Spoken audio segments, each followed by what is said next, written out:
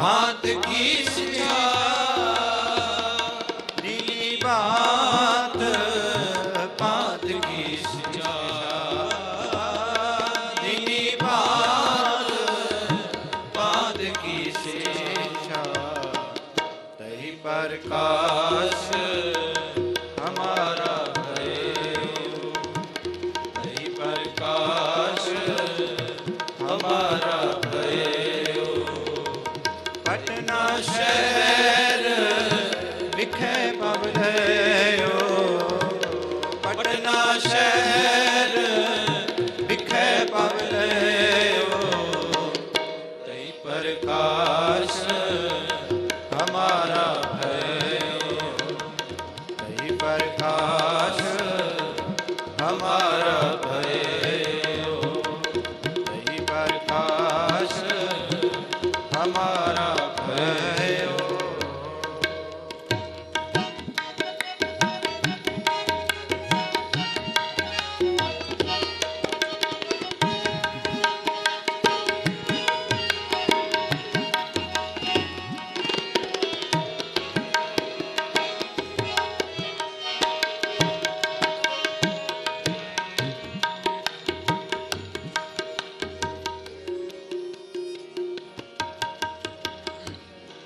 जब हम धर्म कर्म को आए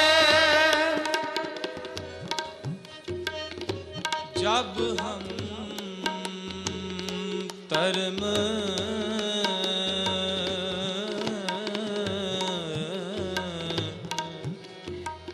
कर्म मोह आए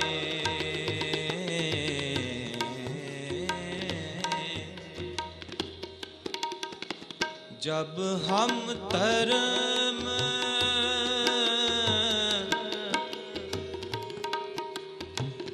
कर्म मोह आए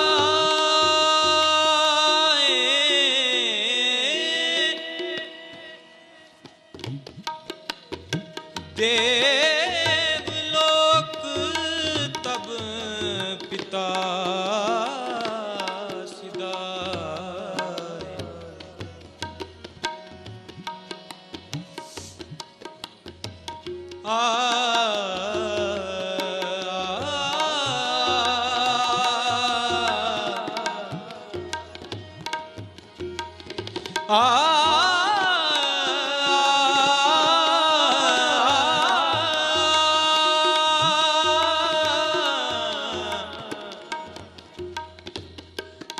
देवलोक तप सिदाए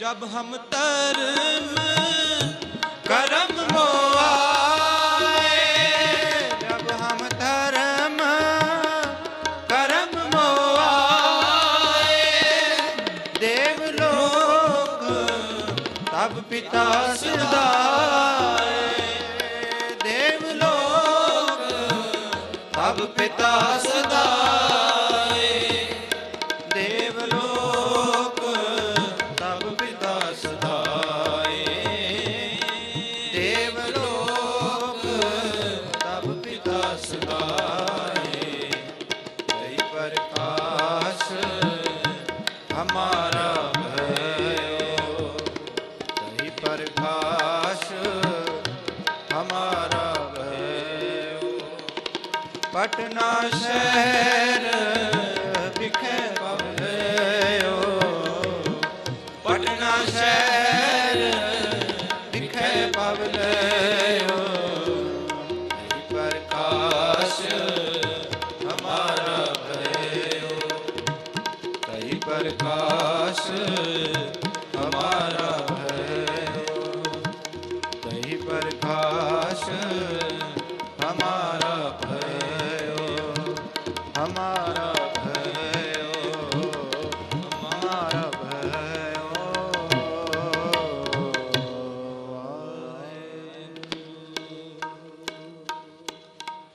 गुरु प्यारी गुरु सवारी गुरु खालसा साध संगत जी सतगुरु सच्चे पातशाह महाराज जी की अपार किरपा रहमत दा सदका ਆਪਾਂ ਸਾਰੇ ਹੀ ਧੰਨ ਧੰਨ ਸਤਿਗੁਰੂ ਧੰਨ ਗੁਰੂ ਗੋਬਿੰਦ ਸਿੰਘ ਮਹਾਰਾਜ ਜੀ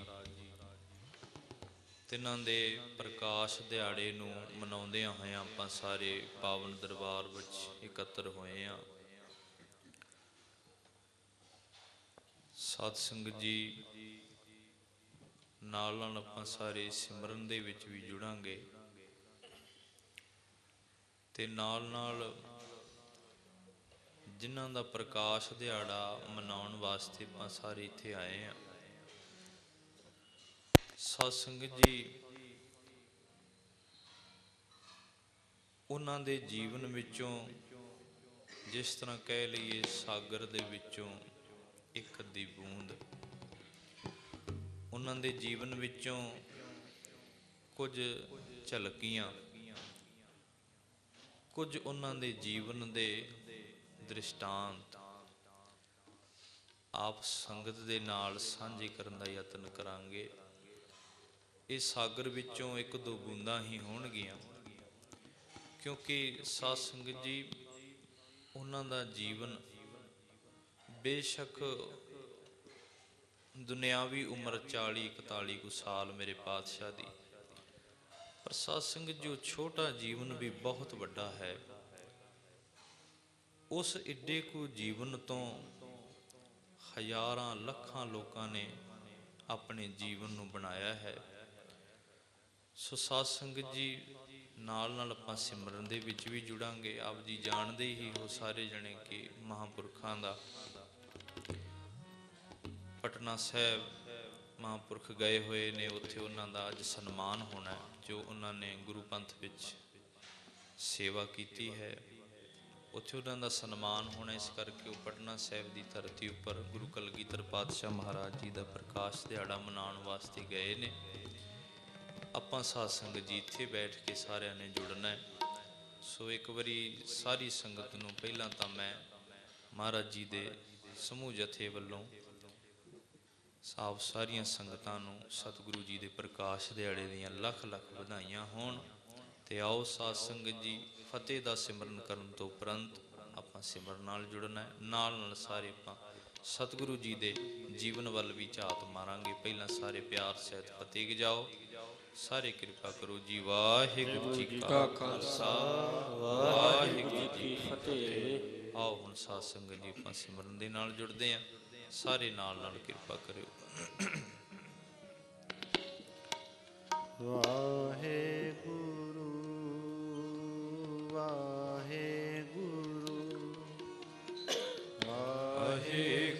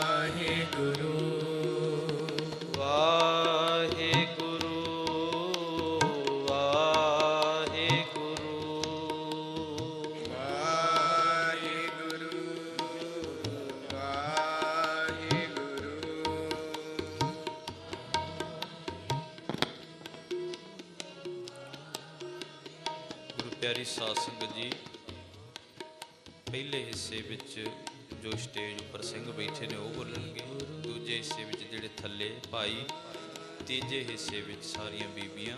जिस तरह आपां पहलां जपदे हां महापुरख जिस तरह पहलां जपाउंदे उस तरह सारे बिल्कुल ढिले ना पाओ, थोड़े जे एक्टिव हो के बैठो, क्योंकि साध संगत जी तुसी उस पातशाह का प्रकाश दिहाड़ा मनाउण वास्ते आए हो जिहड़ा साध संगत जी आनंदपुर साहिब की पहाड़ी उपर खलो करके जे कुछ बोल कहंदा सी, आनंदपुर साहिब की धरती उपर खलो करके कोई तकरीर दिंदा सी, तां उस दी धमक साध संगत जी दिल्ली तख्त तक पहुँचती सी। तुसी उस दा प्रकाश दिहाड़ा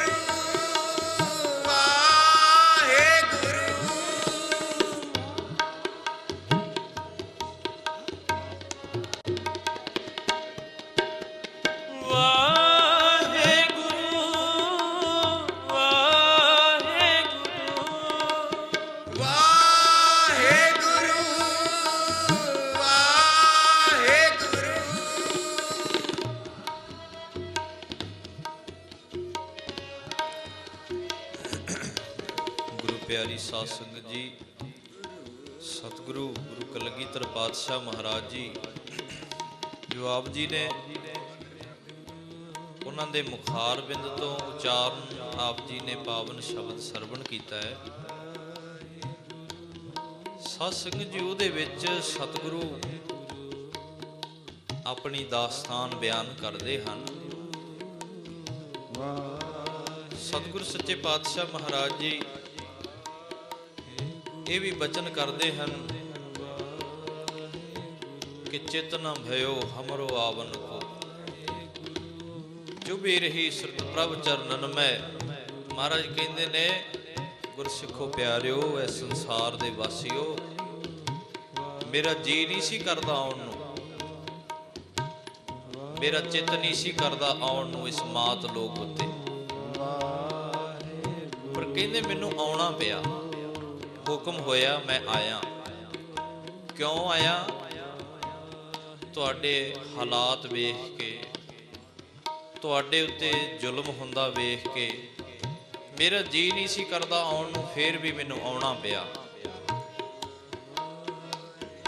ਮੈਂ ਇਸ ਮਾਤ ਲੋਕ ਉੱਪਰ ਆਇਆ, ਤੁਹਾਡੇ ਉੱਤੇ ਹੁੰਦਾ ਜ਼ੁਲਮ ਵੇਖ ਕਰਕੇ ਅਕਾਲ ਪੁਰਖ ਨੇ ਮੈਨੂੰ ਹੁਕਮ ਲਾ ਦਿੱਤਾ ਤੇ ਮੈਂ ਉਹ ਹੁਕਮ ਨੂੰ ਮੰਨਦਾ ਹੋਇਆ ਇਸ ਮਾਤ ਲੋਕ ਉੱਪਰ ਆਇਆ। ਸਾਧ ਸੰਗਤ ਜੀ, ਧੰਨ ਗੁਰੂ ਤੇਗ ਬਹਾਦਰ ਮਹਾਰਾਜ ਜੀ ਅਤੇ ਧੰਨ ਗੁਰੂ ਗੋਬਿੰਦ ਸਿੰਘ ਮਹਾਰਾਜ ਜੀ ਦੇ ਸਤਿਕਾਰਯੋਗ ਮਾਤਾ ਜੀ, ਮਾਤਾ ਗੁਜਰ ਕੌਰ ਜੀ। ਸਾਧ ਸੰਗਤ ਜੀ, ਵੇਖੋ ਕਿੱਡੀ ਵੱਡੀ ਤਪੱਸਿਆ ਤੋਂ ਬਾਅਦ ਇੱਕ ਪੁੱਤਰ ਨੇ ਜਨਮ ਲਿਆ ਸੀ, ਗੁਰੂ ਗੋਬਿੰਦ ਸਿੰਘ ਮਹਾਰਾਜ ਜੀ। ਕਰੀਬ 25-26 ਸਾਲ ਦਾ ਸਮਾਂ ਉਹ ਬਣਦਾ ਹੈ ਜਦੋਂ ਬਾਬਾ ਬਕਾਲਾ ਸਾਹਿਬ ਦੀ ਧਰਤੀ ਉੱਪਰ ਤੇਗ ਬਹਾਦਰ ਮਹਾਰਾਜ ਜੀ ਅੰਦਰ ਹੁੰਦੇ ਸਨ ਦੇ ਵਿੱਚ, ਤੇ ਮਾਤਾ ਜੀ, ਮਾਤਾ ਗੁਜਰ ਕੌਰ ਜੀ ਬਾਹਰ ਖਲੋਣਾ, ਪਹਿਰਾ ਦੇਣਾ। ਸਾਧ ਸੰਗਤ ਜੀ, ਜੋ ਕੁਝ ਵੀ ਕਹਿਣਾ ਉਹਨੂੰ ਹੁਕਮ ਮੰਨਣਾ, ਡਟ ਕਰਕੇ ਪਹਿਰਾ ਦੇਣਾ। 26 ਸਾਲ ਲੰਘੇ ਤੇ ਇਹ ਇਤਿਹਾਸਕਾਰ ਕਹਿੰਦੇ ਨੇ ਕਦੀ ਆਪਣੇ ਦਿਲ ਦੀ ਜਿਹੜਾ ਬਲਬਲਾ ਸੀ ਉਹ ਵੀ ਕਦੀ ਕਿਹਾ ਨਹੀਂ ਸੀ ਧੰਨ ਗੁਰੂ ਤੇਗ ਬਹਾਦਰ ਮਹਾਰਾਜ ਜੀ ਨੂੰ ਕਿ ਸੱਚੇ ਪਾਤਸ਼ਾਹ, ਤੁਹਾਡੇ ਦਰ ਉੱਪਰ ਬੜੇ ਸਿੱਖ ਆਉਂਦੇ ਨੇ, ਕੋਈ ਪੁੱਤਰ ਲੈ ਕੇ ਜਾਂਦਾ ਹੈ, ਕੋਈ ਕੁਝ ਮੰਗਦਾ ਹੈ, ਕੋਈ ਕੁਝ ਮੰਗਦਾ ਹੈ। ਮਹਾਰਾਜ ਸਭ ਦੀਆਂ ਝੋਲੀਆਂ ਭਰੀਆਂ ਨੇ, ਮੈਨੂੰ ਵਿਆਹੀ ਆਈ ਨੂੰ 26 ਸਾਲ ਹੋ ਗਏ ਨੇ, ਕਦੀ ਸਾਧ ਸੰਗਤ ਜੀ ਕਿਹਾ ਵੀ ਨਹੀਂ ਸੀ। ਸਾਡੇ ਘਰਾਂ ਵਿੱਚ ਬੱਚੀਆਂ ਵਿਆਹ ਕੇ ਆਉਂਦੀਆਂ ਨੇ ਜਾਂ ਸਾਡੀਆਂ ਬੱਚੀਆਂ ਵਿਆਹ ਕੇ ਜਾਂਦੀਆਂ ਨੇ, ਵਿਆਹ ਤੋਂ ਬਾਅਦ 2 ਸਾਲ ਲੰਘ ਜਾਣ ਸਾਧ ਸੰਗਤ ਜੀ, ਲੋਕ ਵੀ ਪੁੱਛਣ ਲੱਗ ਜਾਂਦੇ ਹਨ, ਮਿਹਣੇ ਮਾਰਨ ਲੱਗ ਜਾਂਦੇ ਹਨ। ਪਰ ਸਾਧ ਸੰਗਤ ਜੀ, 26 ਸਾਲ ਥੋੜਾ ਸਮਾਂ ਨਹੀਂ ਹੁੰਦਾ। 26 ਸਾਲ ਲੰਘਣ ਤੋਂ ਬਾਅਦ ਫਿਰ ਅਕਾਲ ਪੁਰਖ ਨੇ ਇੱਕ ਪੁੱਤਰ ਦੀ ਦਾਤ ਦਿੱਤੀ, ਜਿਸ ਨੂੰ ਆਪਾਂ ਬੜੇ ਨਾਵਾਂ ਤੋਂ ਸੰਬੋਧਨ ਕਰਦੇ ਹਾਂ, ਮਰਦ ਕੰਬੜਾ ਬਾਦਸ਼ਾਹ ਦਰਵੇਸ਼ ਸਰਬੰਸ ਦਾਨੀ ਕਲਗੀਧਰ ਪਾਤਸ਼ਾਹ। ਇੱਕ ਪੁੱਤਰ ਦੀ ਦਾਤ ਬਖਸ਼ਿਸ਼ ਕੀਤੀ ਤੇ ਸਤਿਗੁਰ ਸੱਚੇ ਪਾਤਸ਼ਾਹ ਮਹਾਰਾਜ ਜੀ ਕਹਿੰਦੇ ਨੇ ਨਾ, ਤਹੀ ਪ੍ਰਕਾਸ਼ ਹਮਾਰਾ ਭਇਓ, ਪਟਨਾ ਸ਼ਹਿਰ ਵਿਖੇ ਭਵ ਲਿਓ। ਆਪਣੀ ਵਾਰਤਾ ਦੱਸਦੇ ਨੇ ਗੁਰੂ ਕਲਗੀਧਰ ਪਾਤਸ਼ਾਹ ਮਹਾਰਾਜ ਜੀ, ਕਹਿੰਦੇ ਨੇ ਪਟਨਾ ਸ਼ਹਿਰ ਵਿਖੇ ਮੇਰਾ ਜਨਮ ਹੋਇਆ। ਮੈਂ ਆਪਣੀ ਮਾਂ ਦੀ ਕੁੱਖ ਨੂੰ ਭਾਗ ਲਾਇਆ। ਮੈਂ ਉੱਥੇ ਜਨਮ ਲਿਆ ਹੈ, ਪਟਨਾ ਸ਼ਹਿਰ ਦੇ ਵਿੱਚ। ਫਿਰ ਅੱਗੇ ਸਤਿਗੁਰ ਸੱਚੇ ਪਾਤਸ਼ਾਹ ਮਹਾਰਾਜ ਜੀ ਕਹਿੰਦੇ ਨੇ, ਪਟਨਾ ਸ਼ਹਿਰ ਵਿੱਚ ਕੁਝ ਸਮਾਂ ਰਹਿਣ ਤੋਂ ਬਾਅਦ ਕਹਿਣ ਲੱਗੇ, ਮੇਰੇ ਮਾਤਾ ਜੀ ਅਤੇ ਗੁਰਸਿੱਖ ਮੇਰੇ ਪਿਤਾ ਜੀ ਦਾ ਸੁਨੇਹਾ ਆਇਆ ਅਨੰਦਪੁਰ ਸਾਹਿਬ ਤੋਂ। 4 ਸਾਲ ਕਰੀਬ ਸਾਧ ਸੰਗਤ ਜੀ ਬਤੀਤ ਹੋ ਗਏ ਸਨ ਜਦੋਂ ਸਤਿਗੁਰੂ ਨੇ ਪ੍ਰਕਾਸ਼ ਧਾਰਿਆ। 4 ਸਾਲ ਬਤੀਤ ਹੋ ਗਏ ਸਨ ਤੇ ਫਿਰ ਅਨੰਦਪੁਰ ਸਾਹਿਬ ਤੋਂ ਸੁਨੇਹਾ ਘੱਲਿਆ ਧੰਨ ਗੁਰੂ ਤੇਗ ਬਹਾਦਰ ਮਹਾਰਾਜ ਜੀ ਨੇ ਕਿ ਇੱਥੇ ਮਦਰ ਦੇਸ਼ ਭਾਵ ਪੰਜਾਬ ਦੇ ਵਿੱਚ ਆ ਜਾਓ। ਗੁਰੂ ਕਲਗੀਧਰ ਪਾਤਸ਼ਾਹ ਮਹਾਰਾਜ ਕਹਿੰਦੇ ਨੇ, ਮਦਰ ਦੇਸ਼ ਹਮਕੋ ਲੈ ਆਏ। ਕਹਿਣ ਲੱਗੇ, ਮੈਂ 4 ਕੁ ਸਾਲ ਦਾ ਸਾਂ ਜਦੋਂ ਮੈਨੂੰ ਮਦਰ ਦੇਸ਼ ਪੰਜਾਬ ਦੇ ਵਿੱਚ ਲੈ ਆਏ ਮੇਰੇ ਮਾਤਾ ਜੀ। ਉੱਥੇ ਮੇਰੇ ਪਿਤਾ ਜੀ ਰਹਿੰਦੇ ਸਨ, ਉਹਨਾਂ ਕੋਲ ਲੈ ਆਏ। ਫਿਰ ਕਹਿੰਦੇ ਨੇ, ਭਾਂਤ ਭਾਂਤ ਦਾਈਨ ਦੁਲਰਾਏ। ਫਿਰ ਕਹਿੰਦੇ ਮੈਨੂੰ ਬੜਾ ਹੀ ਪਿਆਰ ਕੀਤਾ। 26 ਸਾਲ ਬਾਅਦ ਸਾਧ ਸੰਗਤ ਜੀ ਕੋਈ ਪੁੱਤਰ ਹੋਇਆ ਹੋਵੇ ਤੇ ਉਹ ਵੀ ਅਗੰਮੀ ਜੋਤ ਹੋਵੇ। ਧੰਨ ਗੁਰੂ ਤੇਗ ਬਹਾਦਰ ਮਹਾਰਾਜ ਜੀ ਨੇ ਕਿਹਾ ਸੀ ਮਾਤਾ ਜੀ ਨੂੰ, ਮਾਤਾ ਗੁਜਰ ਕੌਰ ਜੀ ਨੂੰ, ਕਿ ਇਸ ਬੱਚੇ ਨੂੰ ਆਮ ਨਾ ਸਮਝਣਾ, ਇਹਨੂੰ ਕਦੀ ਡਾਂਟਣਾ ਨਹੀਂ, ਇਹਨੂੰ ਕਦੀ ਡਾਂਟਣਾ ਨਹੀਂ, ਕਦੀ ਝਿੜਕਣਾ ਨਹੀਂ, ਉੱਚਾ ਬੋਲ ਵੀ ਇਹਨਾਂ ਨੂੰ ਕਦੀ ਕਹਿਣਾ ਨਹੀਂ। ਪਤਾ ਸੀ ਮਹਾਰਾਜ ਨੂੰ, ਮਾਤਾ ਗੁਜਰ ਕੌਰ ਜੀ ਨੂੰ ਵੀ ਸਭ ਕੁਝ ਪਤਾ ਸੀ। ਪਰ ਇਹ ਕਵੀ ਸੰਤੋਖ ਸਿੰਘ ਜੀ ਕਹਿੰਦੇ ਨੇ ਕਿ ਇਹ ਬੋਲ ਕਹੇ ਸਨ ਕਿ ਕਦੀ ਵੀ ਗੋਬਿੰਦ ਰਾਏ ਜੀ ਨੂੰ ਕਦੀ ਉੱਚਾ ਬੋਲ ਨਾ ਬੋਲਿਓ, ਇਹਨਾਂ ਨੂੰ ਪਿਆਰ ਹੀ ਦਿਓ। ਫਿਰ ਸਤਿਗੁਰੂ ਕਹਿੰਦੇ ਨੇ, ਮਦਰ ਦੇਸ਼ ਮੈਨੂੰ ਲੈ ਆਏ ਮੇਰੇ ਮਾਤਾ ਜੀ ਪਿਤਾ ਜੀ ਦੇ ਕੋਲ। ਕਹਿਣ ਲੱਗੇ, ਉੱਥੇ ਫਿਰ ਮੈਨੂੰ ਬਹੁਤ ਲਾਡ ਲਡਾਇਆ, ਬੜਾ ਹੀ ਮੇਰੇ ਪਿਤਾ ਜੀ ਨੇ ਮੈਨੂੰ ਬਹੁਤ ਪਿਆਰ ਦਿੱਤਾ, ਮੇਰੇ ਮਾਤਾ ਜੀ ਨੇ ਬੜਾ ਪਿਆਰ ਦਿੱਤਾ। ਆਓ ਨਾਲ ਨਾਲ ਸਿਮਰਨ ਦੇ ਨਾਲ ਜੁੜੀਏ, ਫਿਰ ਅੱਗੇ ਬੇਨਤੀ ਕਰਾਂਗੇ।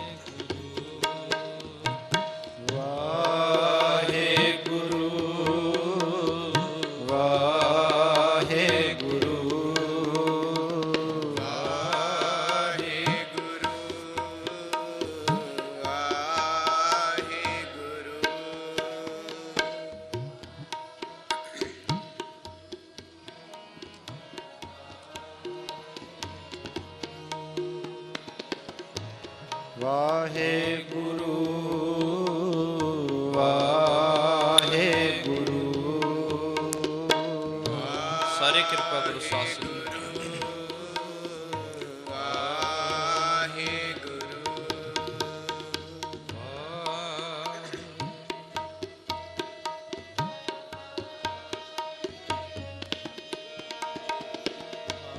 ਵਾਹਿਗੁਰੂ ਵਾਹਿਗੁਰੂ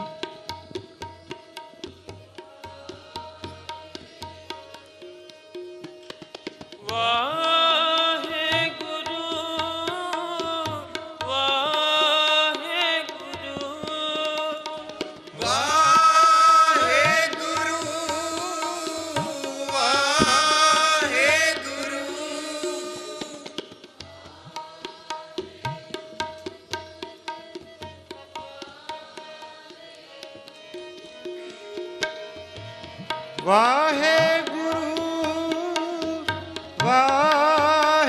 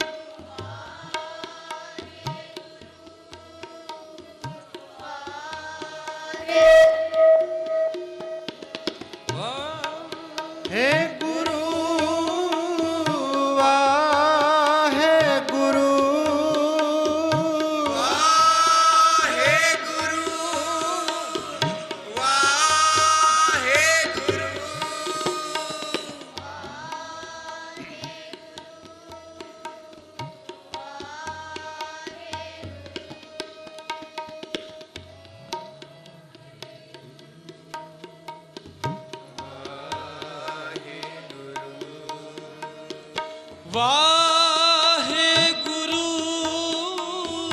ਵਾਹਿਗੁਰੂ ਵਾਹਿਗੁਰੂ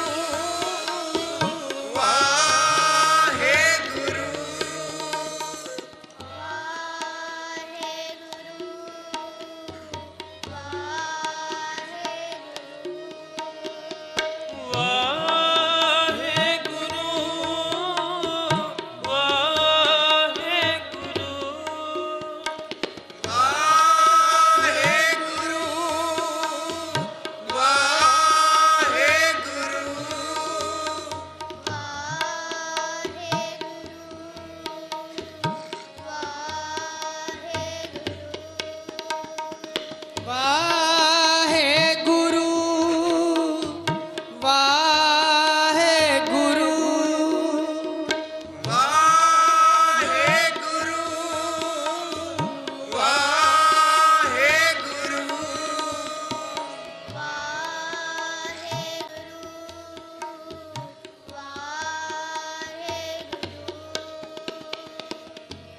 ਵਾਹਿਗੁਰੂ ਵਾਹਿਗੁਰੂ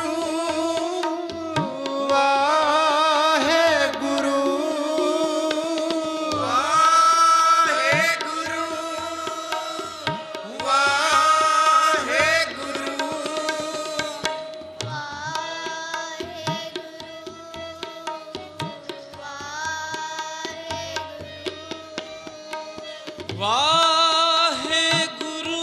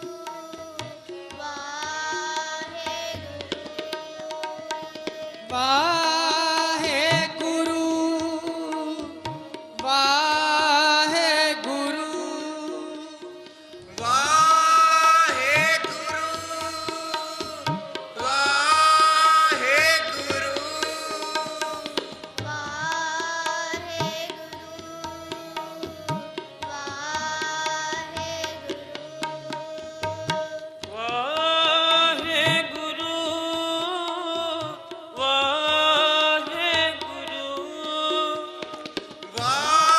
ਵਾਹਿਗੁਰੂ ਵਾਹਿਗੁਰੂ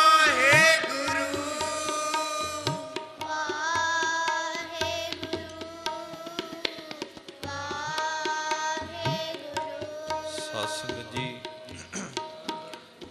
ਅੱਗੇ ਫਿਰ ਸਤਿਗੁਰੂ ਸੱਚੇ ਪਾਤਸ਼ਾਹ ਮਹਾਰਾਜ ਜੀ ਕਹਿੰਦੇ ਨੇ,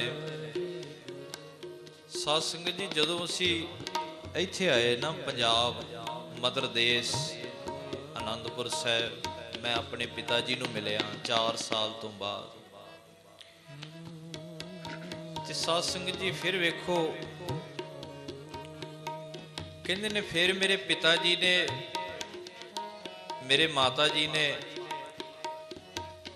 ਮੈਨੂੰ ਬਹੁਤ ਯੋਗਤਾ ਦਿੱਤੀ, ਮੈਨੂੰ ਬੜੇ ਯੋਗ ਬਣਾਇਆ। ਪਹਿਲਾਂ ਤਾਂ ਸਤਿਗੁਰੂ ਕਹਿੰਦੇ ਨੇ ਮੈਨੂੰ ਬੜਾ ਹੀ ਪਿਆਰ ਕੀਤਾ ਉਹਨਾਂ ਨੇ, ਬੜਾ ਦੁਲਾਰ ਦਿੱਤਾ ਉਹਨਾਂ ਨੇ। ਮੇਰੀ ਮਾਂ ਨੇ, ਮਾਤਾ ਗੁਜਰ ਕੌਰ ਜੀ ਨੇ, ਗੁਰੂ ਤੇਗ ਬਹਾਦਰ ਮਹਾਰਾਜ ਜੀ ਨੇ, ਕਹਿਣ ਲੱਗੇ ਮੈਨੂੰ ਬਹੁਤ ਪਿਆਰ ਦਿੱਤਾ ਉਹਨਾਂ ਨੇ। ਕਿਉਂ ਦਿੱਤਾ ਸਾਧ ਸੰਗਤ ਜੀ? ਕਿਉਂਕਿ ਉਹ ਜਾਣਦੇ ਨੇ ਇਹ ਕੌਣ ਨੇ, ਕਿਸ ਵਾਸਤੇ ਸੰਸਾਰ ਵਿੱਚ ਆਏ ਨੇ। ਲਾਇਕ ਪੁੱਤਰ ਨੂੰ ਸਾਧ ਸੰਗਤ ਜੀ ਸਾਰੇ ਹੀ ਪਿਆਰ ਕਰਦੇ। ਸਤਿਗੁਰੂ ਜੀ ਕਹਿੰਦੇ ਨੇ ਫਿਰ ਮੈਨੂੰ ਬੜਾ ਲਾਡ ਲਡਾਇਆ ਮੇਰੇ ਪਿਤਾ ਜੀ ਨੇ, ਬੜਾ ਹੀ ਪਿਆਰ ਦਿੱਤਾ। ਫਿਰ ਕਹਿੰਦੇ ਨੇ ਕਿੰਨੀ ਅਨਕ ਭਾਤ ਤਨ ਰੱਛਾ, ਦੀਨੀ ਭਾਤ ਭਾਤ ਕੀ ਸਿੱਛਾ।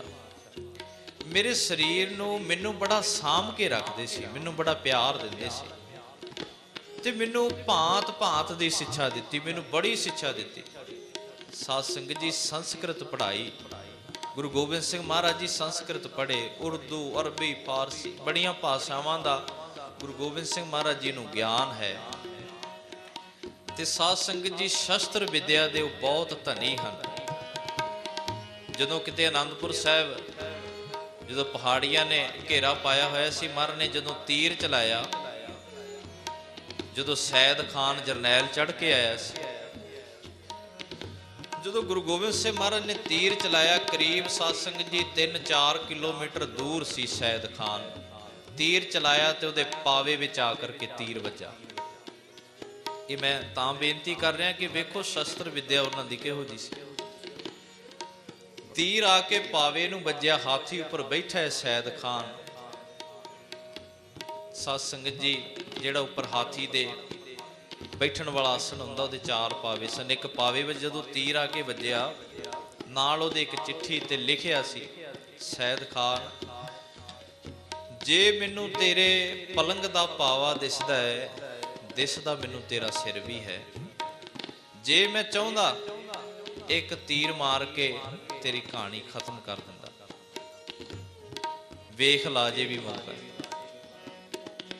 ਇੰਨੇ ਉਹ ਤੀਰ ਦੇ ਧਨੀ ਮੇਰੇ ਪਾਤਸ਼ਾਹ ਜੀ, ਭਾਂਤ ਭਾਂਤ ਦੀ ਸਿੱਖਿਆ ਦਿੱਤੀ, ਹਰ ਇੱਕ ਭਾਸ਼ਾ ਦਾ ਗਿਆਨ ਹੈ ਗੁਰੂ ਗੋਬਿੰਦ ਸਿੰਘ ਮਹਾਰਾਜ ਜੀ ਨੂੰ। ਯੁੱਧ ਵਿਦਿਆ ਦੇ ਵਿੱਚ ਬਹੁਤ ਨਿਪੁੰਨ ਨੇ, ਸ਼ਸਤਰਬਾਜੀ ਵਿੱਚ ਬਹੁਤ ਨਿਪੁੰਨ ਨੇ। ਤੇ ਸਾਧ ਸੰਗਤ ਜੀ ਇਹ ਗੁਰਮਤਿ ਸੰਗੀਤ ਦੀ ਟਕਸਾਲ ਹੈ। ਉਹ ਸਾਧ ਸੰਗਤ ਜੀ ਗੁਰਮਤਿ ਸੰਗੀਤ ਵਿੱਚ ਦੇ ਵੀ ਬਹੁਤ ਧਨੀ ਸਨ, ਗੁਰਮਤਿ ਸੰਗੀਤ ਵੀ ਉਹਨਾਂ ਨੂੰ ਬਹੁਤ ਆਉਂਦਾ ਸੀ।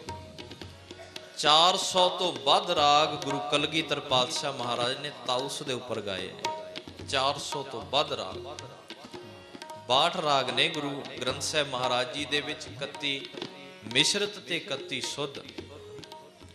ਪਰ ਗੁਰੂ ਗੋਬਿੰਦ ਸਿੰਘ ਮਹਾਰਾਜ ਜੀ ਨੇ 400 ਤੋਂ ਵੱਧ ਰਾਗ ਗਾਇਆ ਹੈ, ਉਹ ਵੀ ਤਾਊਸ ਦੇ ਉੱਪਰ। ਹੁਣ ਇੱਥੋਂ ਹਿਸਾਬ ਲਾ ਲਓ ਕੀਰਤਨੀਏ ਕਿੱਡੇ ਵੱਡੇ ਸੀ। ਤੇ ਇੱਕ ਚੀਜ਼ ਹੋਰ ਸਾਧ ਸੰਗਤ ਜੀ, ਸਰਸਾ ਨਦੀ ਦੇ ਕੰਢੇ ਬਹਿ ਕੇ, ਕੀਰਤਨੀਏ ਵੀ ਬਹੁਤ ਵੱਡੇ ਸਰਸਾ ਨਦੀ ਦੇ ਕੰਢੇ ਬੈਠੇ ਨੇ, ਤੇ ਇੱਕ ਬੰਨੇ ਮਾਰੋ ਮਾਰ ਚੱਲ ਰਹੀ ਹੈ, ਤਲਵਾਰਾਂ ਲੈ ਕਰਕੇ ਵੈਰੀ ਚੜੇ ਨੇ। ਤੇ ਸਾਧ ਸੰਗਤ ਜੀ ਬਿਲਕੁਲ ਠੰਡੇ ਸ਼ਾਂਤ ਹਿਰਦੇ ਦੇ ਨਾਲ ਬੈਠ ਕੇ ਗੁਰੂ ਗੋਬਿੰਦ ਸਿੰਘ ਮਹਾਰਾਜ ਕੀਰਤਨ ਕਰ ਰਹੇ। ਗੁਰੂ ਗੋਬਿੰਦ ਸਿੰਘ ਮਹਾਰਾਜ ਜੀ ਕਹਿੰਦੇ ਨੇ ਭਾਂਤ ਭਾਂਤ ਦੀ ਰੱਛਾ ਦਿੱਤੀ ਮੇਰੇ ਪਿਤਾ ਜੀ। ਪਰ ਅੱਗੇ ਜੋ ਬਚਨ ਹੈ ਗੁਰੂ ਗੋਬਿੰਦ ਸਿੰਘ ਮਹਾਰਾਜ ਜੀ ਦਾ, ਸਾਧ ਸੰਗਤ ਜੀਓ ਦਿਲਾਂ ਨੂੰ ਵਿੰਨ ਜਾਂਦਾ ਹੈ। ਉਹ ਪਤਾ ਕੀ ਕਹਿੰਦੇ ਨੇ? ਉਹ ਕਹਿੰਦੇ ਨੇ ਜਬ ਹਮ ਧਰਮ ਕਰਮ ਮੁਆਏ, ਕਹਿਣ ਲੱਗੇ ਜਦੋਂ ਮੈਂ ਧਰਮ ਕਰਮ ਕਰਨ ਦੇ ਵਿੱਚ ਕੁਝ ਯੋਗ ਹੋਇਆ ਨਾ ਸਾਧ ਸੰਗਤ ਜੀ, ਜਦੋਂ ਮੈਂ ਕੁਝ ਧਰਮ ਦੇ ਕਰਮ ਕਰਨ ਦੇ ਯੋਗ ਹੋਇਆ, ਕੀ ਹੋਇਆ ਉਦੋਂ? ਦੇਵ ਲੋਕ ਤਬ ਪਿਤਾ ਸਦਾਏ। ਜਦੋਂ ਮੈਂ ਧਰਮ ਕਰਮ ਦੇ ਕੰਮ ਕਰਨੇ ਯੋਗ ਹੋਇਆ, ਮੇਰੇ ਪਿਤਾ ਜੀ ਉਦੋਂ ਪਰਲੋਕ ਸਿਧਾਰ ਗਏ, ਉਹ ਸ਼ਹਾਦਤ ਦਾ ਜਾਮ ਪੀ ਗਏ। ਸਾਧ ਸੰਗਤ ਜੀ ਗੁਰੂ ਗੋਬਿੰਦ ਸਿੰਘ ਮਹਾਰਾਜ ਜੀ ਵੇਖੋ 4 ਕੁ ਸਾਲ ਦੇ ਆਏ ਸਨ, ਤੇ ਸਾਧ ਸੰਗਤ ਜੀ 3-4 ਕੁ ਸਾਲ ਬਸ ਆਪਣੇ ਪਿਤਾ ਧੰਨ ਗੁਰੂ ਤੇਗ ਬਹਾਦਰ ਮਹਾਰਾਜ ਜੀ ਦੇ ਕੋਲ ਰਹੇ ਸਨ, ਤੇ ਬਾਅਦ ਦੇ ਵਿੱਚ ਸ਼ਹਾਦਤ ਹੋ ਗਈ ਸੀ। ਇਹ ਗੁਰੂ ਗੋਬਿੰਦ ਸਿੰਘ ਮਹਾਰਾਜ ਜੀ ਦੀ ਵੇਖੋ ਵਿਲੱਖਣਤਾ ਹੈ, ਉਹਨਾਂ ਦਾ ਜੀਵਨ, ਇਹ ਉਹਨਾਂ ਦੀ ਆਪਣੀ ਰਚਨਾ ਹੈ, ਕਿਸੇ ਲਿਖੇ ਹੋਏ ਲਿਖਾਰੀ ਦੀ ਗੱਲ ਨਹੀਂ। ਇਹ ਉਹ ਆਪ ਦੱਸ ਰਹੇ ਨੇ ਵੀ ਇਹ ਕੁਝ ਹੋਇਆ। ਕਹਿਣ ਲੱਗੇ ਜਦੋਂ ਮੈਂ ਧਰਮ ਕਰਮ ਕਰਨ ਦੇ ਯੋਗ ਹੋਇਆ, ਤੇ ਜਿਸ ਪਿਤਾ ਨੇ ਮੈਨੂੰ ਬੜਾ ਪਿਆਰ ਦਿੱਤਾ ਸੀ, ਉਹ ਪਿਤਾ ਜੀ ਦੇਵ ਲੋਕ ਚਲੇ ਗਏ, ਉਹ ਸਾਨੂੰ ਛੱਡ ਕਰਕੇ ਸ਼ਹਾਦਤ ਦੇਣ ਵਾਸਤੇ ਚਲੇ ਗਏ। ਇਸ ਤਰ੍ਹਾਂ ਸਤਿਗੁਰ ਸੱਚੇ ਪਾਤਸ਼ਾਹ ਮਹਾਰਾਜ ਜੀ ਇਹ ਸਾਰੀ ਆਪਣੀ ਜੀਵਨ ਦੀ ਕਹਾਣੀ, ਇਸ ਬਚਪਨ ਦੇ ਵਿੱਚ ਜੋ ਕੁਝ ਹੋਇਆ, ਜਿਸ ਤਰ੍ਹਾਂ ਉਹਨਾਂ ਨੇ ਸਿੱਖਿਆ ਪ੍ਰਾਪਤ ਕੀਤੀ, ਜਿਸ ਤਰ੍ਹਾਂ ਪਿਤਾ ਜੀ ਗਏ, ਉਹ ਸਾਰੀ ਵਾਰਤਾ ਗੁਰੂ ਗੋਬਿੰਦ ਸਿੰਘ ਮਹਾਰਾਜ ਜੀ ਨੇ ਦੱਸੀ। ਆਓ ਸਿਮਰਨ ਦੇ ਨਾਲ ਜੁੜੀਏ, ਫਿਰ ਅੱਗੇ ਬੇਨਤੀ ਕਰਦੇ ਹਾਂ। ਵਾਹਿਗੁਰੂ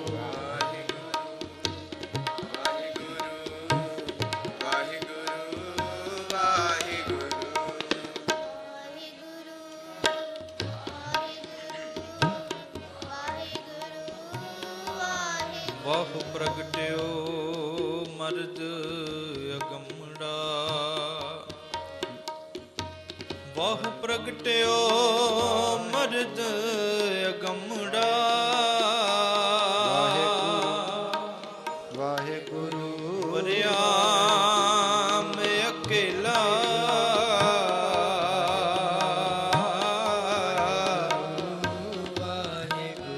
ਬਾਹੋ ਬਾਹੋ ਗੋਬਿੰਦ ਸਿੰਘ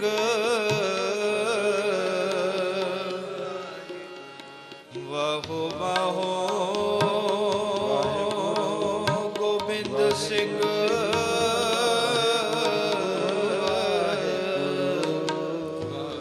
ਆਪੇ ਗੁਰ ਚੇਲਾ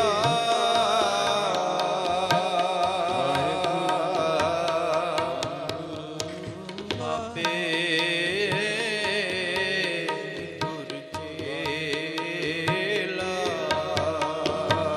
ਵਾਹਿਗੁਰੂ ਵਾਹਿਗੁਰੂ ਵਾਹਿਗੁਰੂ ਵਾਹਿਗੁਰੂ ਵਾਹਿਗੁਰੂ ਵਾਹਿਗੁਰੂ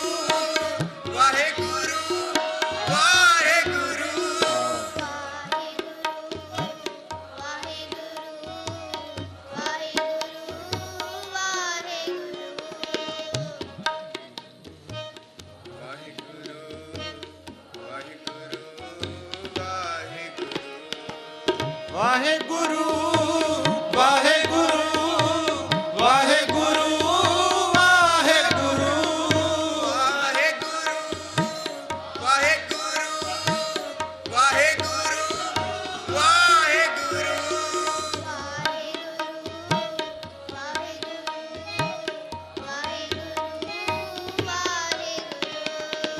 ਵਾਹਿਗੁਰੂ ਵਾਹਿਗੁਰੂ ਵਾਹਿਗੁਰੂ ਵਾਹਿਗੁਰੂ ਵਾਹਿਗੁਰੂ ਵਾਹਿਗੁਰੂ ਵਾਹਿਗੁਰੂ ਵਾਹਿਗੁਰੂ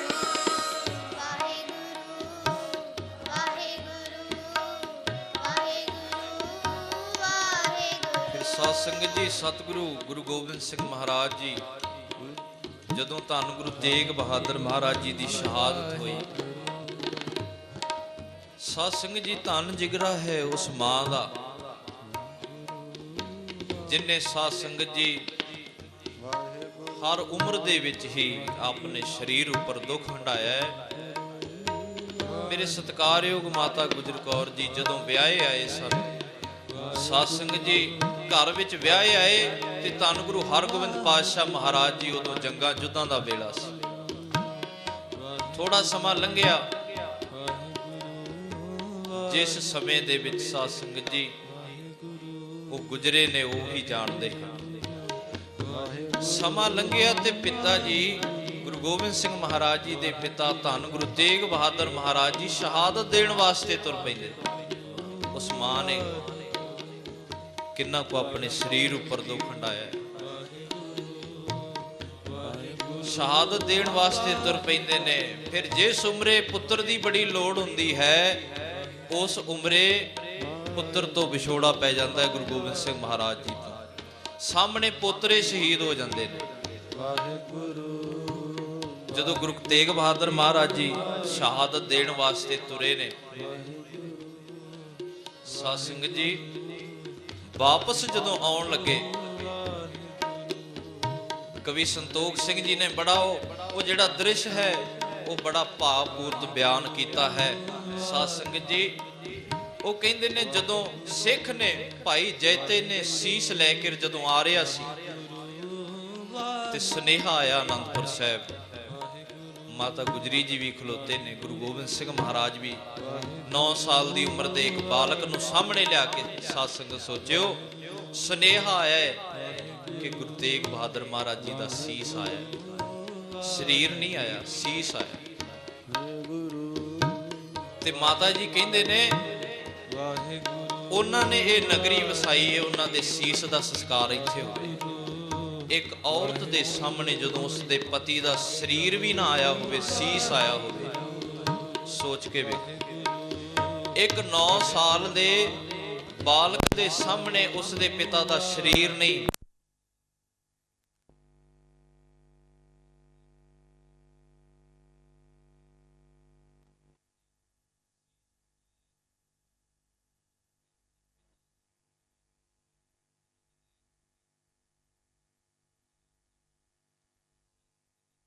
ਕਹਿੰਦੇ ਨੇ ਸੰਸਕਾਰ ਕੀਤਾ ਹੈ। ਉਹ ਕਹਿੰਦੇ ਨੇ ਮੈਂ ਬਥੇਰੀ ਸ਼ਾਂਤੀ ਦੀ ਬੀਨ ਵਜਾਈ ਹੈ, ਪਰ ਜਿਹੜੇ ਬਘਿਆੜ ਸਨ ਖੂਨ ਪੀਣ ਵਾਲੇ, ਹਿੰਦੁਸਤਾਨ ਦੀ ਜਨਤਾ ਦਾ ਖੂਨ ਪੀਣ ਵਾਲੇ ਬਘਿਆੜ ਵੈਸ਼ਨੂ ਨਹੀਂ ਬਣੇ। ਮੈਂ ਬਥੇਰੀ ਸ਼ਾਂਤੀ ਦੀ ਬੀਨ ਵਜਾਈ, ਮੈਂ ਹੁਣ ਜੰਗ ਲੜਾਂਗਾ।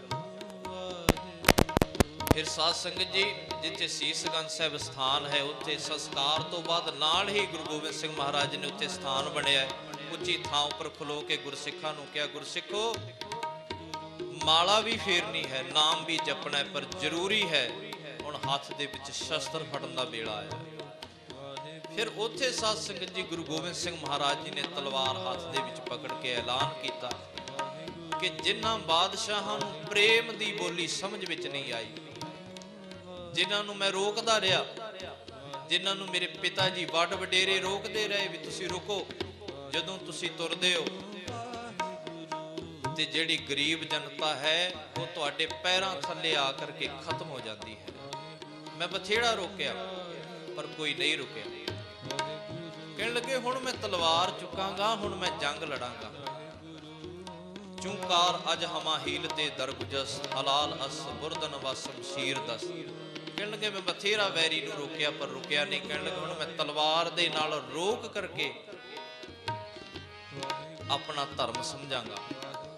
ਫਿਰ ਗੁਰੂ ਗੋਬਿੰਦ ਸਿੰਘ ਮਹਾਰਾਜ ਜੀ ਨੇ ਤਲਵਾਰ ਪਕੜੀ ਹੈ ਤੇ ਆਪਣੇ ਸਿੱਖਾਂ ਨੂੰ, ਯੋਧਿਆਂ ਨੂੰ ਤਿਆਰ ਕੀਤਾ ਕਿ ਖਾਲਸਾ ਜੀ ਹੁਣ ਦੁਸ਼ਮਣ ਦਾ ਸਾਹਮਣਾ ਤਲਵਾਰ ਦੇ ਨਾਲ ਕਰਨ ਦੇ ਲਈ ਤਿਆਰ ਹੋ। ਆਓ ਨਾਲ ਸਿਮਰਨ ਦੇ ਵਿੱਚ ਜੁੜੋ, ਫਿਰ ਅੱਗੇ ਤੁਰਦੇ ਹਾਂ।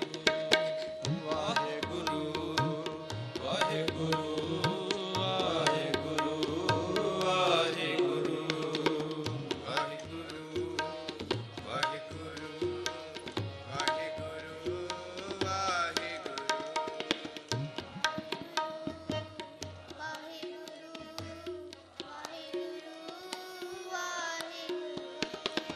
ਵਾਹਿਗੁਰੂ ਵਾਹਿਗੁਰੂ ਵਾਹਿਗੁਰੂ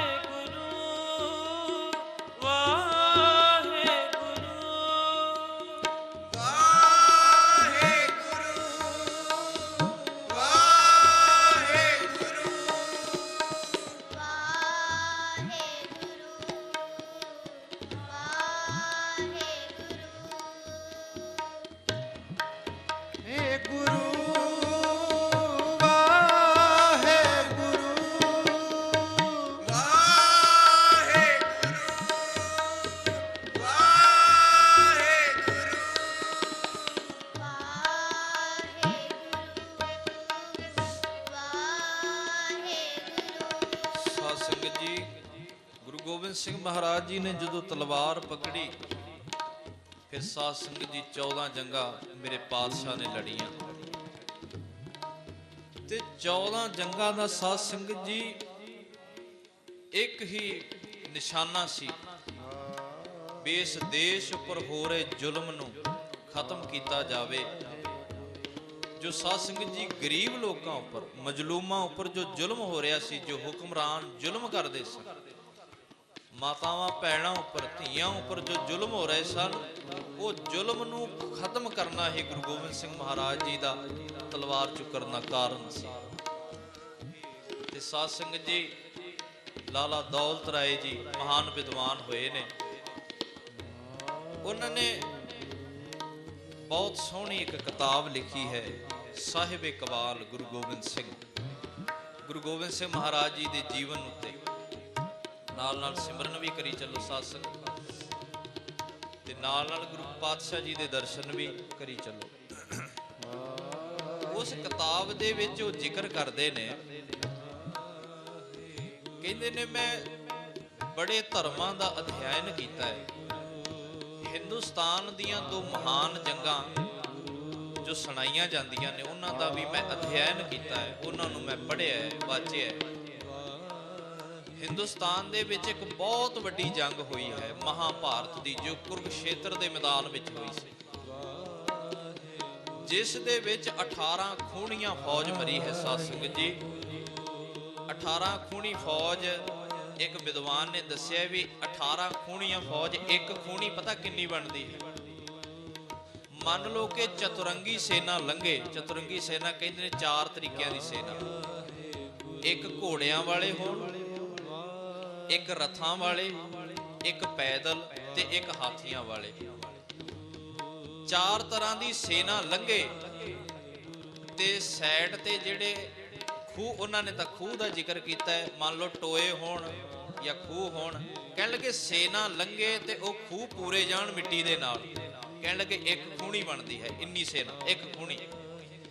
ਕਹਿਣ ਲੱਗੇ ਇਹੋ ਜੀਆਂ 18 ਖੂਣੀਆਂ ਕੁਰੂਕਸ਼ੇਤਰ ਦੇ ਮੈਦਾਨ ਵਿੱਚ ਖਤਮ ਹੋਈਆਂ ਨੇ। 18 ਖੂਣੀਆਂ। ਲਾਲਾ ਦੌਲਤ ਰਾਏ ਜੀ ਕਹਿੰਦੇ ਨੇ ਮੈਂ ਸਾਰੀ ਜੰਗ ਦਾ ਜਦੋਂ ਸਰਵੇਖਣ ਕੀਤਾ ਤੇ ਮੈਂ ਨਤੀਜਾ ਕੱਢਿਆ ਵੀ ਏਡੀ ਵੱਡੀ ਜੰਗ, ਏਡੇ ਵੱਡੇ ਵੱਡੇ ਸੂਰਮੇ ਖਤਮ ਹੋਏ। ਕਿਉਂ ਖਤਮ ਹੋਏ? ਕੀ ਗੱਲ ਸੀ?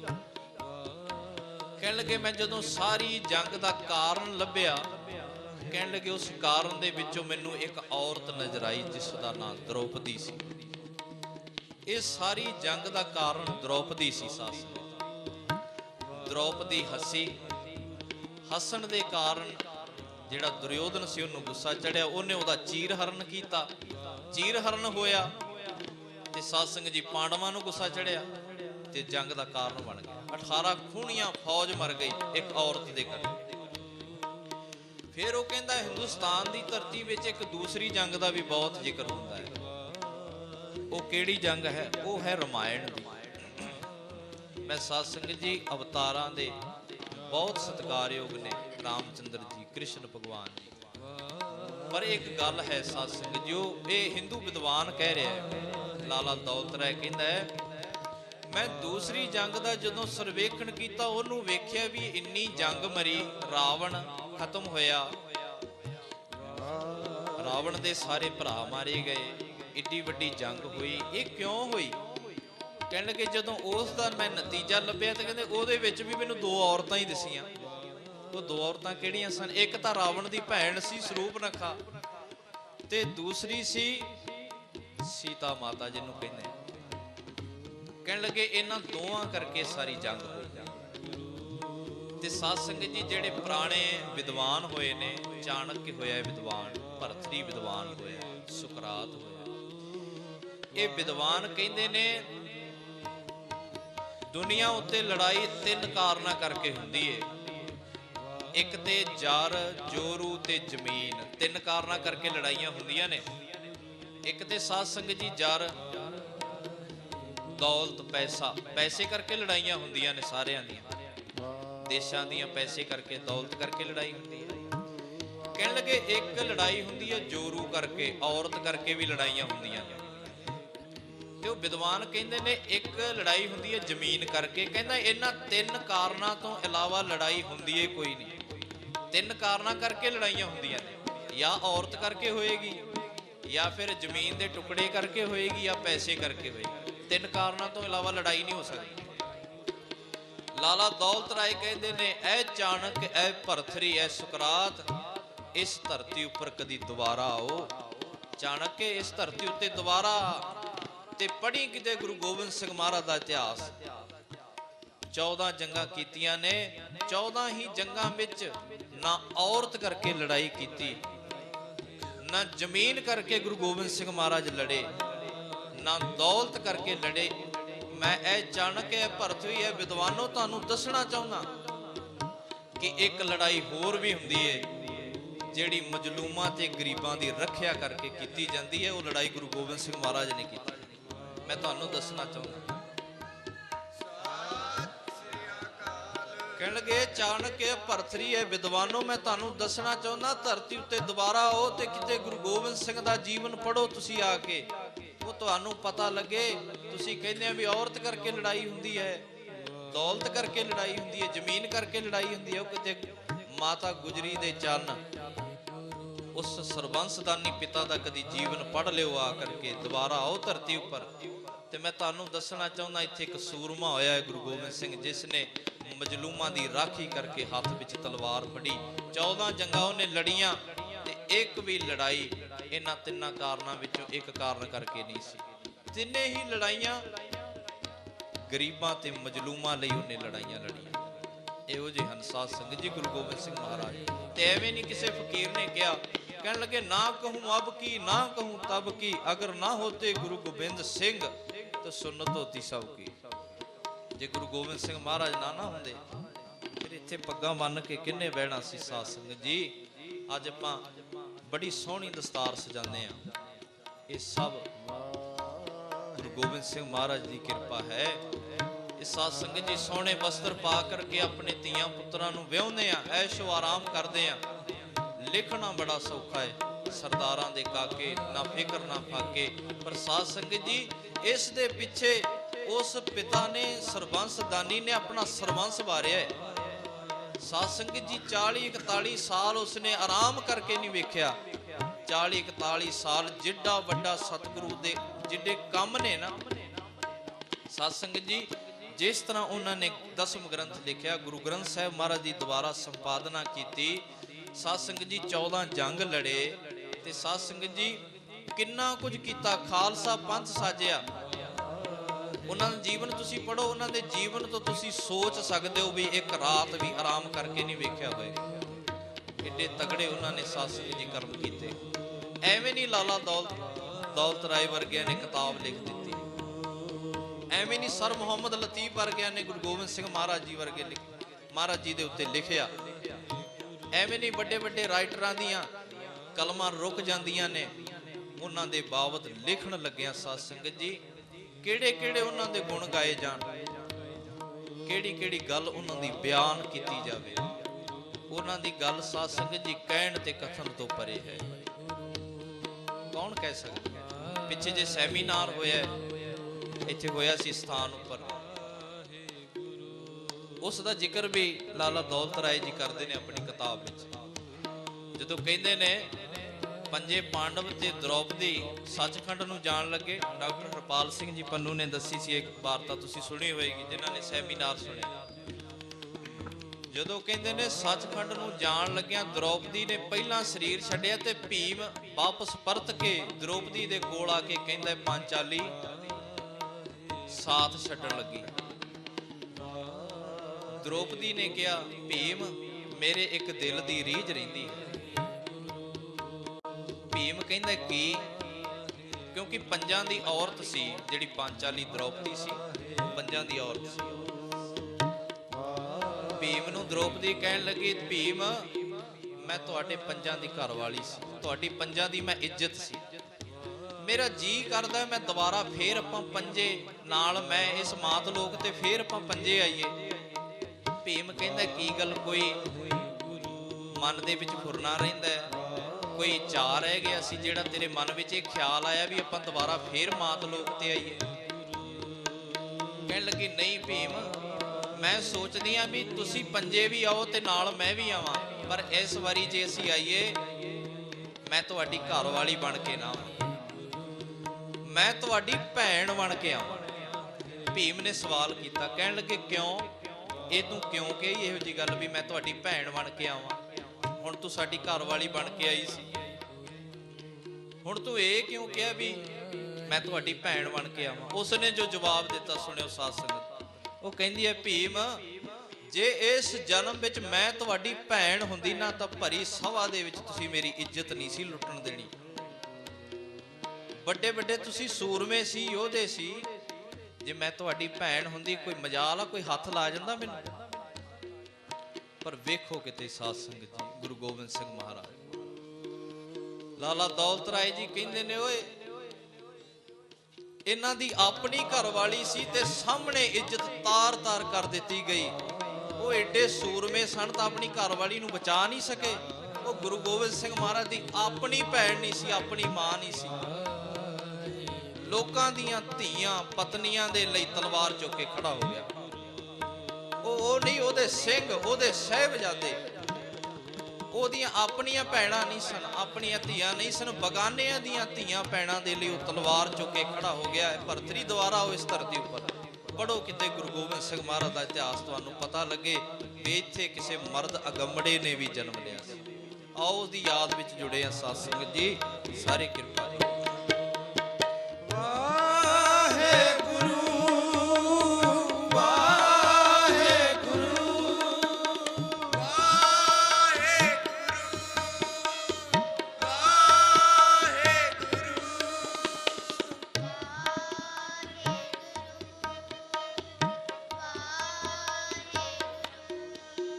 ਹਰ ਸੱਚੇ ਤਖਤ ਰਚਾਇਆ,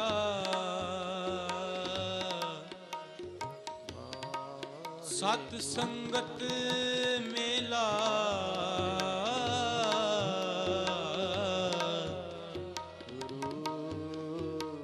ਨਾਨਕ ਨਿਰਭਉ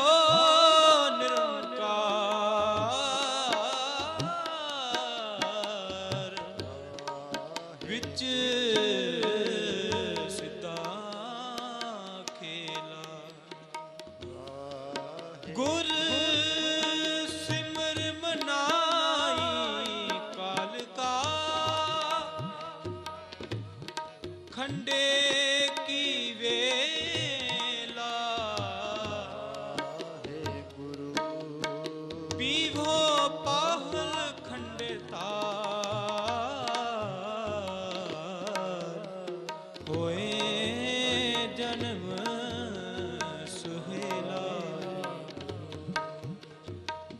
ਸੰਗਤ ਕੀਨੀ ਖਾਲਸਾ,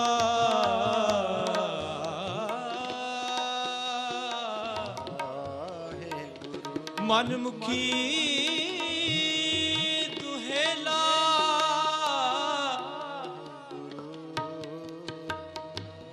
ਵਾਹ ਵਾਹ ਗੋਬਿੰਦ ਸਿੰਘ ਆਪੇ ਗੁਰ ਚੇਲਾ, ਵਾਹ ਵਾਹ ਗੋਬਿੰਦ ਸਿੰਘ ਆਪੇ ਗੁਰ ਚੇਲਾ, ਵਾਹਿਗੁਰੂ ਵਾਹਿਗੁਰੂ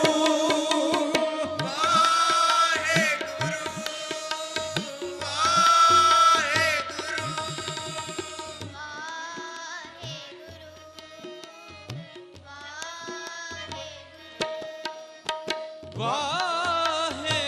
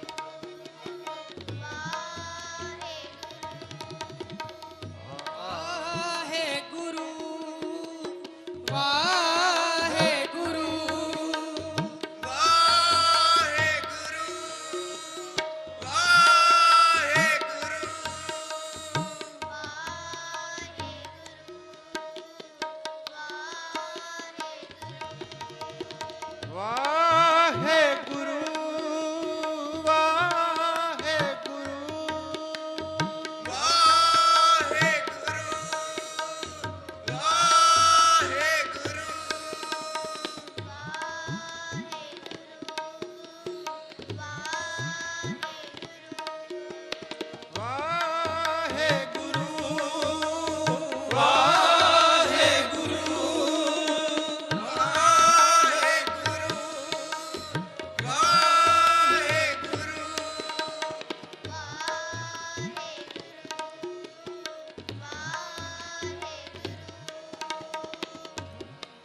अहि प्रकाश हमारा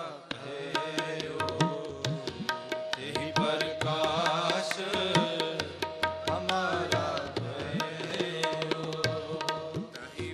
ਸਾਰੇ ਕਰੋ ਕਿਰਪਾ ਸਾਧ ਸੰਗਤ ਜੀ। हमारा